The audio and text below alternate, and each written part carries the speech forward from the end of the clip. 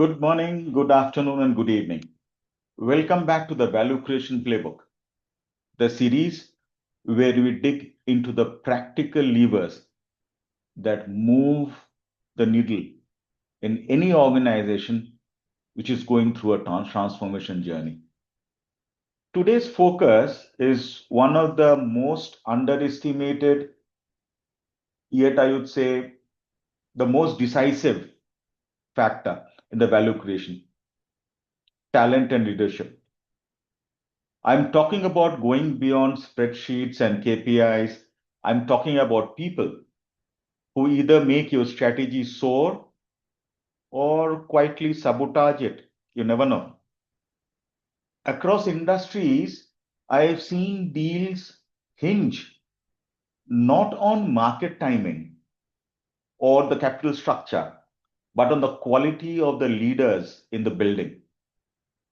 Over the next few minutes, we'll explore 8 strategies from smarter C-suite assessments to building a culture that boosts valuation, that can turn talent into your most competitive advantage. So let's get started.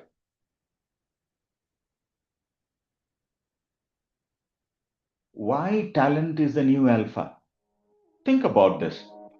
Two companies with identical market conditions, identical funding, similar business models. Why does one succeed while the other flounders? More often than not, it comes down to the leadership that you have.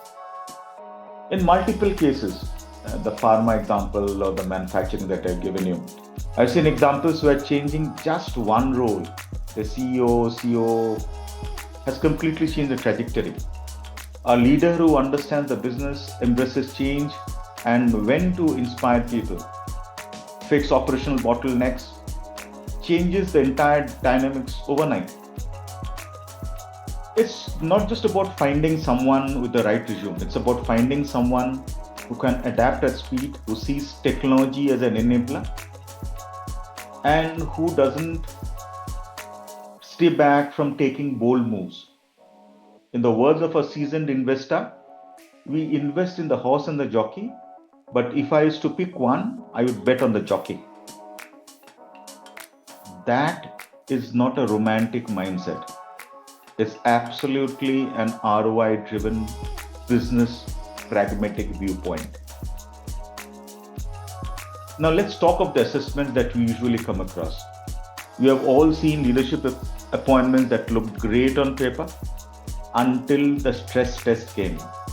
That's why leading firms are moving away from backward living reviews and towards forward looking diagnostics. And they come in all shapes and sizes. They aren't generic personality quizzes, they're deep, multi layered evaluations. They combine psychometric tests, real world simulations, and peer feedback to answer only one question: can this leader scale the business that you are building? The power of these assessments is in catching potential misalignments early. Some struggle, but otherwise, can they really make it?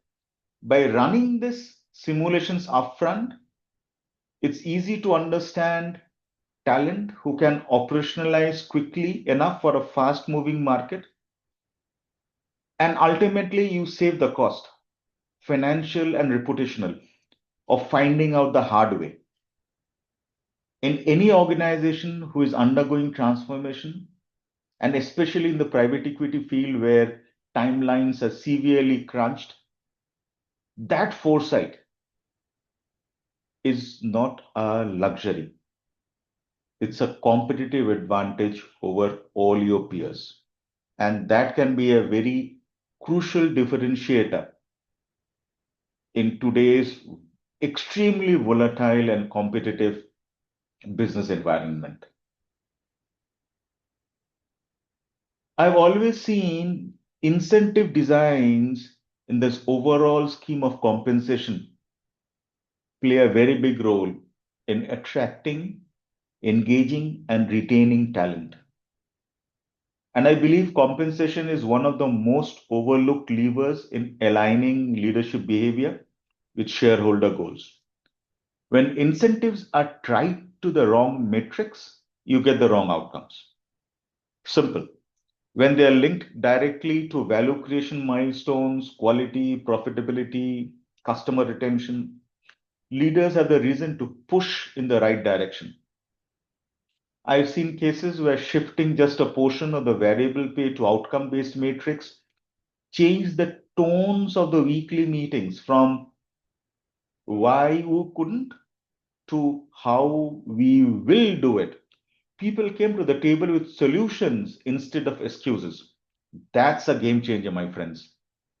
The best companies design incentive plans with the long term in mind. Exit could be an IPO, a strategic sale, secondary buyout, etc. It's a simple principle. Reward the behaviors you want to see more of.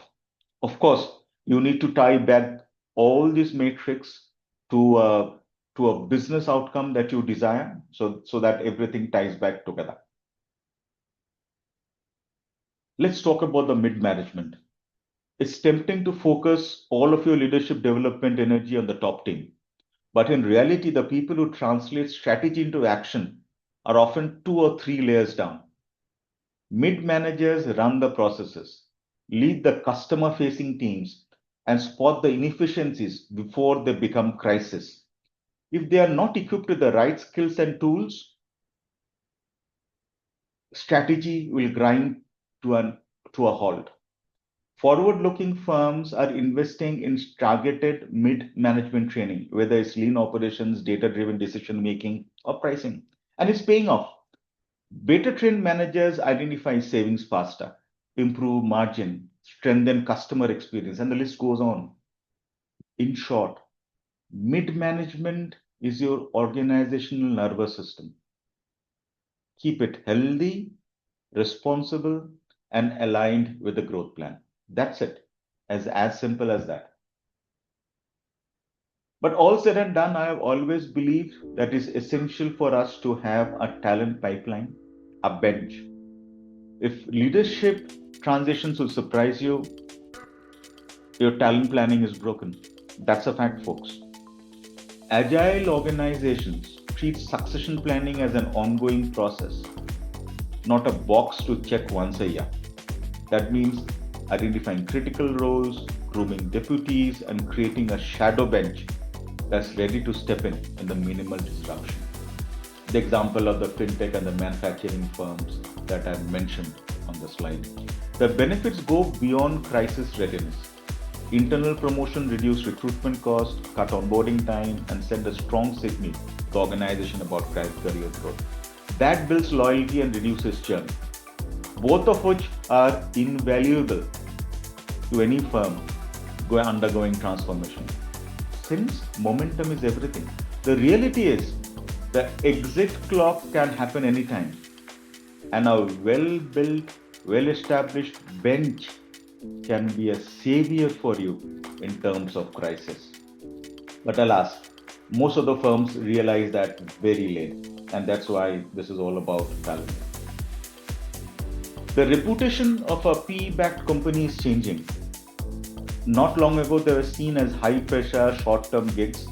Now, many are positioned as career accelerators. This shift isn't accidental. Leading firms are creating leadership academies, formal mentorship programs, and equity linked incentives that make these roles ideal for ambitious leaders. It's a clever play. By becoming known as a place where top talent thrives, you expand your recruitment pool and attract people who are self driven, resilient, and aligned with the pace of change.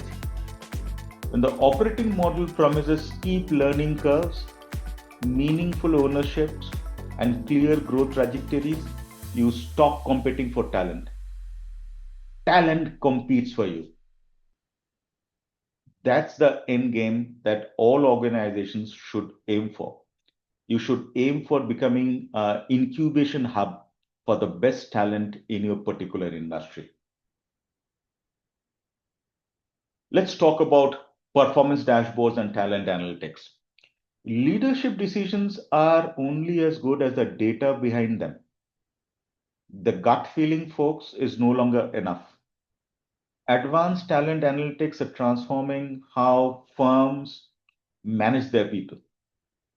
Real-time management engagement surveys, predictive attrition models, and AI-driven org design tools give leaders visibility into potential risks and opportunities long before they become urgent problems. These insights help prioritize interventions, whether they're shifting workload to prevent burnout, targeting skill development for an upcoming product launch, or refining team structure to support a new market entry. It could be anything. If you track supply chains in real time, why not track your human capital with the same rigor? In value creation, people analytics has become as critical as financial analytics. This is what I call as the litmus test. The culture, the ultimate lever, is the least tangible lever, but often the most powerful. Culture determines how fast decisions are made, how openly problems are shared, and how consistently people deliver against commitments. You can have the right strategy, the right technology, and the right talent. But if the culture doesn't support execution, progress will be slow and painful. I've seen simple cultural interventions like giving employees direct channels to propose cost saving ideas, which radically improve engagement and collaboration. Culture works and isn't fluff. In organizations undergoing transformation, it impacts performance, retention, and brand perception. Treat it as a core value of your value creation process. So, ladies and gentlemen, this is what I wanted to talk about today. Talk about talent and leadership because it is ultimately becoming a multiplier in all organizations undergoing transformation, especially in private equity. From hiring the right jockey to building analytics-driven culture, these are levers that can unlock the kind of performance that impresses both the boards, the buyers, and your stakeholders at large. If you found this valuable, subscribe, drop in your thoughts in the comments, and share this with someone who still thinks value creation is just about cost cutting. Until next time, remember, in the right hands, talent isn't just a resource, it's your ultimate alpha. Thank you once again for being a part of this learning journey. Goodbye, and until next time, take care, stay safe.